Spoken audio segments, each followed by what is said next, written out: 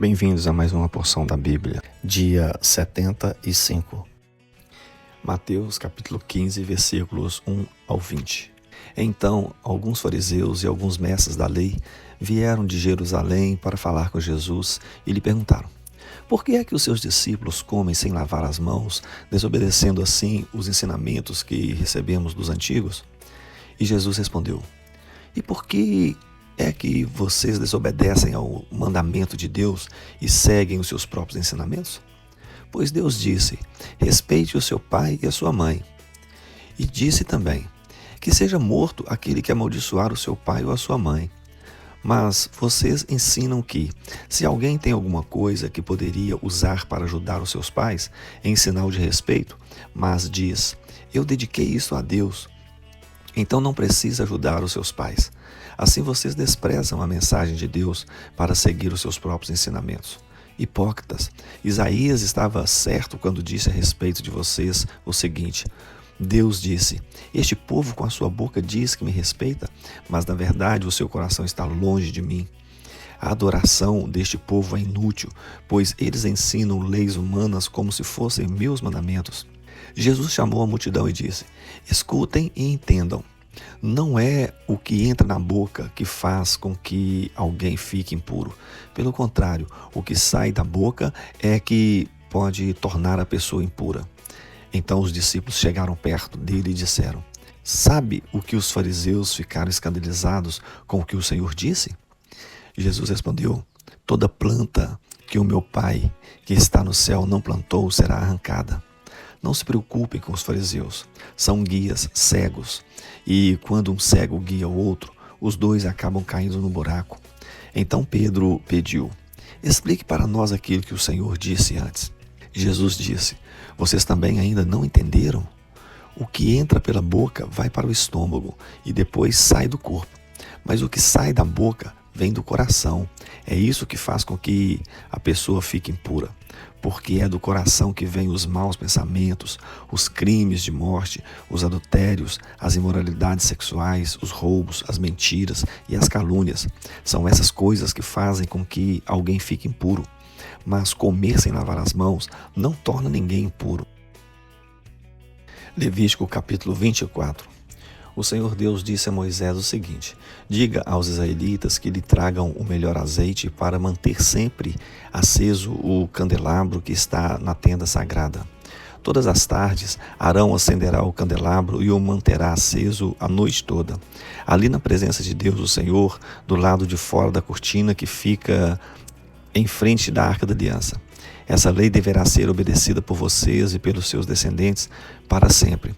Arão cuidará dos pavios das lamparinas do candelabro de ouro puro, para que fiquem sempre acesos na presença do Senhor. 12 pães, cada um pesando 2 quilos, deverão ser feitos da melhor farinha e postos na mesa de ouro puro que fica na presença de Deus, o Senhor. Os pães deverão ser arrumados em 2 pilhas, 6 pães em cada pilha. Em cima das 2 pilhas será colocado incenso puro para lembrar que todos os pães são oferecidos ao Senhor como oferta de alimento. Todos os sábados, para sempre, o grande sacerdote colocará os pães em ordem na mesa, na presença de Deus, o Senhor. E esses pães representam a aliança eterna dos israelitas com o Senhor e pertencerão para sempre aos sacerdotes, que são descendentes de Arão. Os pães são muito sagrados, pois são uma oferta de alimento dada ao Senhor. Por isso, os sacerdotes os comerão no lugar sagrado. Havia entre os israelitas um homem que era filho de um egípcio, casado com uma mulher israelita. Ela se chamava Selomite e era filha de Dibre, da tribo de Dan. Certo dia, no acampamento, numa briga com um israelita, esse homem blasfemou contra o nome de Deus, o Senhor, e o amaldiçoou. Levaram o homem a Moisés e o deixaram preso até que o Senhor dissesse o que devia fazer. O Senhor Deus disse a Moisés: leve esse homem para fora do acampamento. As pessoas que o ouviram blasfemar contra mim colocarão as mãos na cabeça dele e depois o povo todo o matará a pedradas. E diga ao povo: quem amaldiçoar o seu Deus pagará por esse pecado. e será morto a pedradas por todo o povo. Não importa que seja israelita ou um estrangeiro que mora no meio de vocês, quem blasfemar contra o nome do Senhor Deus será morto. Aquele que matar uma pessoa será morto. Quem matar um animal doméstico de outra pessoa dará ao dono outro animal do mesmo valor, um animal pelo outro. Se alguém ferir outra pessoa, farão com ela a mesma coisa que ele fez. Quebradura por quebradura, olho por olho, dente por dente. Ele será ferido do mesmo jeito que feriu o outro. Quem matar um animal doméstico de outra pessoa dará ao dono outro animal. Quem matar uma pessoa será morto. A lei é a mesma para os estrangeiros que moram no meio de vocês e para os israelitas. Eu sou o Senhor, o Deus de vocês. Então Moisés disse tudo isso aos israelitas. Aí eles pegaram o homem que havia amaldiçoado o nome de Deus e o levaram para fora do acampamento. E ali o mataram a pedradas. Assim, eles fizeram aquilo que o Senhor havia ordenado a Moisés. Levítico capítulo 25. O Senhor Deus falou com Moisés no monte Sinai e mandou que ele desse ao povo de Israel as seguintes leis. Quando vocês entrarem na terra que o Senhor Deus lhes vai dar, deixem que de 7 em 7 anos a terra descanse, em honra do Senhor. Durante 6 anos, semeiem os seus campos, podem as parreiras e colham as uvas. Mas no 7º ano será um ano de descanso sagrado para a terra. Um descanso dedicado a Deus, o Senhor. Neste ano, ninguém semeará o seu campo, nem podará as suas parreiras. Ninguém colherá o trigo que crescer por si mesmo, nem podará as parreiras, nem colherá as uvas. Será um ano de descanso completo para a terra. Os campos não serão semeados, mas mesmo assim produzirão o bastante para alimentar todos os israelitas, os seus escravos e as suas escravas, os seus empregados, os estrangeiros que vivem no meio do povo, e também os animais domésticos e os animais selvagens. Tudo o que a terra produzir servirá de alimento. Contem 7 semanas de anos, isto é, 7 anos vezes 7, o que dá um total de 49 anos. Então, no dia 10 do 7º mês, que é o dia do perdão, mandem um homem tocar trombeta por todo o país. Pois este ano, que vem depois de cada 49 anos, é o ano sagrado da libertação, em que vocês anunciarão liberdade a todos os moradores do país. Nesse ano, todos os que tiverem sido vendidos como escravos voltarão livres para suas famílias, e todos os campos que tiverem sido vendidos voltarão a pertencer ao primeiro dono. Nesse ano, ninguém semeará os seus campos, ninguém colherá o trigo que crescer por si mesmo, nem podará as parreiras, nem colherá as uvas. Pois o ano da libertação é sagrado para o povo, e nele todos se alimentarão somente daquilo que a terra produzir por si mesma. No ano da libertação, todas as terras que tiverem sido vendidas voltarão a pertencer ao primeiro dono. Na venda ou na compra de terras, não explorem os outros. O preço será calculado na base do ano da libertação, pois o que se vende não são, de fato, as terras, mas as colheitas que elas produzem. Portanto, o comprador descontará do preço o número de colheitas desde o último ano da libertação, e o vendedor calculará o preço na base dos anos de colheita que ainda faltam até o seguinte ano da libertação. Se ainda forem muitos anos, o preço subirá. Se forem poucos, o preço baixará. Que ninguém explore os outros, que todos temam a Deus, pois Ele é o Senhor nosso Deus. Obedeçam a todas as leis e mandamentos de Deus para que vivam em segurança na terra que vai ser de vocês. Ela produzirá as suas colheitas, haverá bastante comida para todos e todos viverão em segurança. Mas alguém é capaz de perguntar como é que haverá comida durante o 7º ano, quando ninguém vai semear nem fazer a colheita? A resposta é que Deus abençoará a terra. No 6º ano, ela produzirá colheitas que serão suficientes para 3 anos. Quando vocês semearem os seus campos no 8º ano, estarão comendo daquilo que colheram no 6º ano.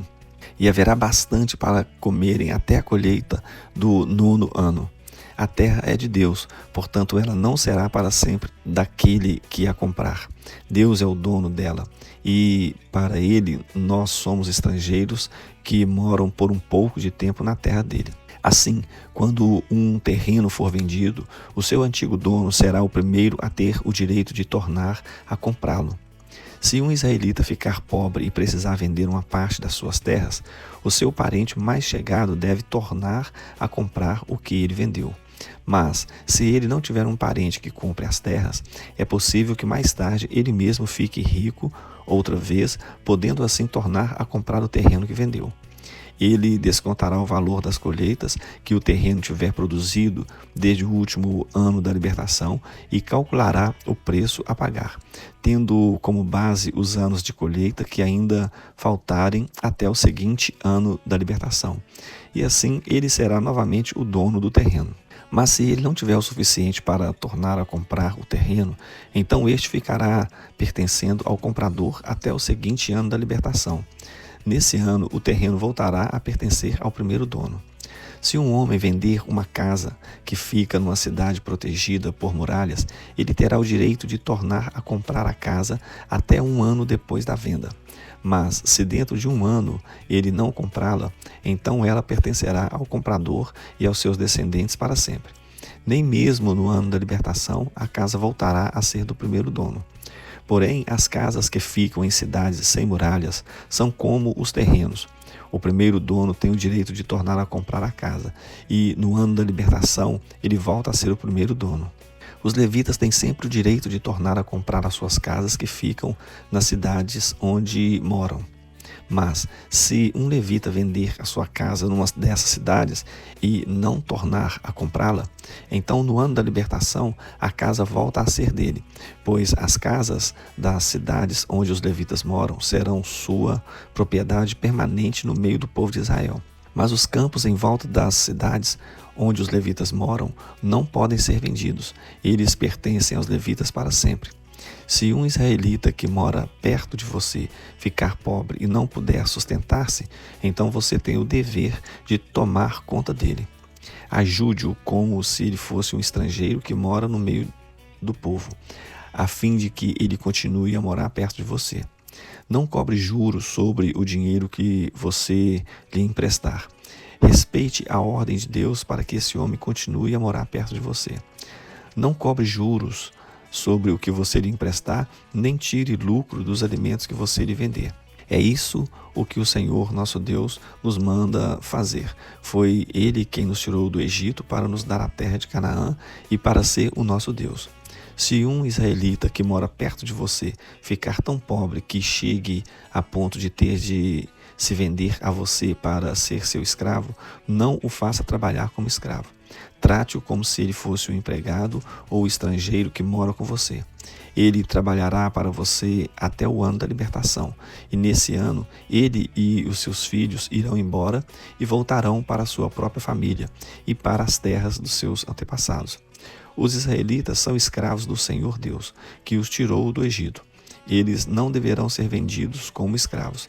Portanto, não os trate com crueldade, mas respeite a ordem de Deus. Se precisarem de escravos ou escravas, vocês poderão comprá-los dos povos vizinhos dos seus países.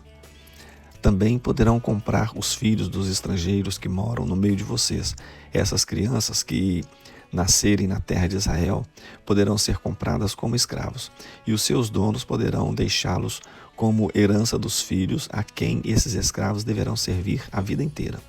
Mas um israelita não pode ter outro israelita como escravo, nem pode tratá-lo com crueldade. Pode acontecer que um estrangeiro que vive no meio do povo fique rico e que um vizinho israelita fique pobre e se venda como escravo a esse estrangeiro ou alguém da família dele. Neste caso, depois de vendido, o israelita tem o direito de ser comprado de novo.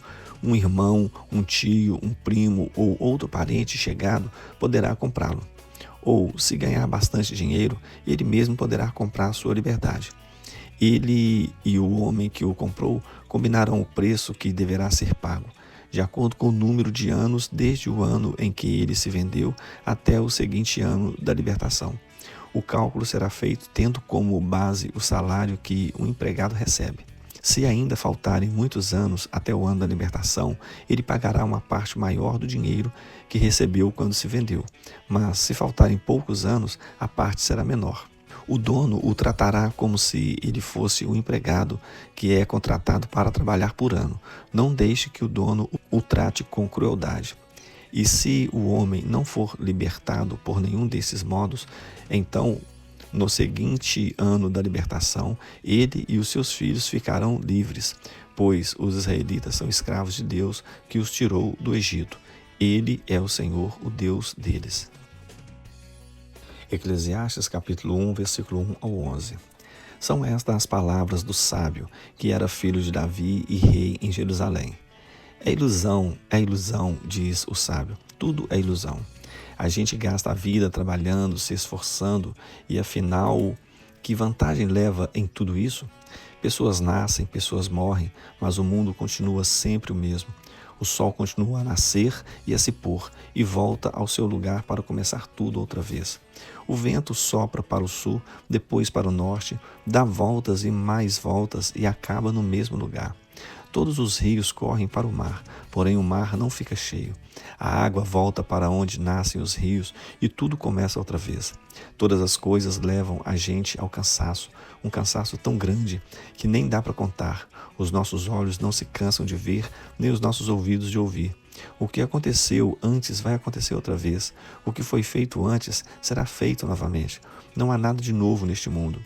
Será que existe alguma coisa de que a gente possa dizer, veja, isso nunca aconteceu no mundo? Não, tudo já aconteceu antes, bem antes de nós nascermos. Ninguém lembra do que aconteceu no passado.